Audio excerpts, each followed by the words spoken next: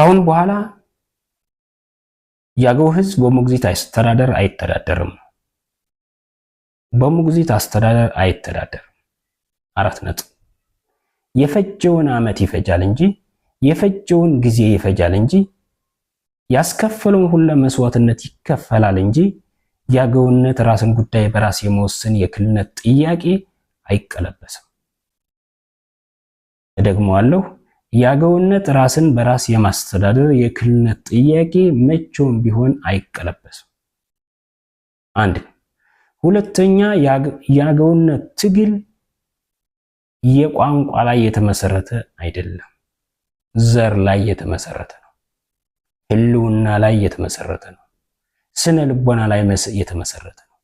አገዋዊ ዘርን መሰረት ያደረገ አገዋዊ ማንነትን መሰረት ያደረገ ነው። ይሄ ሁሉ ሰው ማወቅ ያለበት ይሄ ነው። አገውኛ በመናገርና ባለመናገር ካገውነት የሚቀንስ ነገር የለም። ለምሳሌ የላስታ ህዝብ አማርኛ ይናገራል፣ ባገውነቱ ቅንጣት ታህል የሚቀንሰው ነገር የለም። አገዋዊ ማንነቱ ቅንጣት ታህል ከዚህ ማንነት ሊያስወጣ የሚችል ምክንያት የለም። አማርኛ ቋንቋ መናገር አንድም አማርኛ ቋንቋ የአገዎች ነው።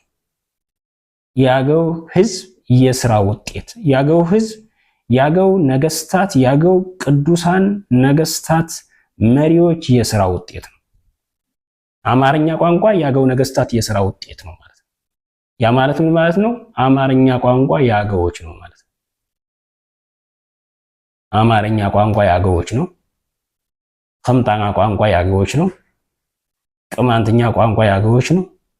አዊኛ ቋንቋም የአገዎች ነው። አማርኛ በመናገር አማራ መሆን እንደማይቻል አስረግጬ እነግራችኋለሁ። ሶማሌ ላይ ያለ አማርኛ ይናገራል፣ ግን አማራ አይደለም። ቤኒሻንጉል ላይ ሄድ አማርኛ ያወራል፣ አማራ አይደለም። ሱዳን ላይ አማርኛ የሚናገራል፣ አማራ አይደለም። ኤርትራ ውስጥ አማርኛ የሚናገራል፣ አማራ አይደለም። ጅቡቲ ውስጥ አማርኛ የሚናገራል፣ አማራ አይደለም። ኦሮሚያ ውስጥ አማርኛ ያወራል፣ አማራ አይደለም። ይሄ አሁን ዘመን ያመጣው አማርኛ ስለተናገረ አማራ የሆነ የሚመስለው ምስኪን ማህበረሰብ ይኖራል ብዬ አላስብም። አንዳንድ ፊደል የቆጠሩ አርቆ ማሰብ ያልቻሉ ምሁራን ነን ወይም ቀለም የቆጠርነን ባዮች አማርኛ በመናገር አማራ መሆን የሚመስላቸው በርካታ ወገኖች እንዳሉ እገነዘባለሁ፣ አውቃለሁ። አማርኛ በመናገር አማራ መሆን አይቻልም። ከዚህ በላይ ምን ማስረጃ አለ ነው? የትኛውም ክልል ላይ አይደለም አሜሪካ ውስጥ አማርኛ የሚያወራ ማህበረሰብ ሊኖር ይችላል። አንድ ቻይናዊ መጥቶ ኢትዮጵያ ውስጥ አማርኛ ሊያወራ ይችላል።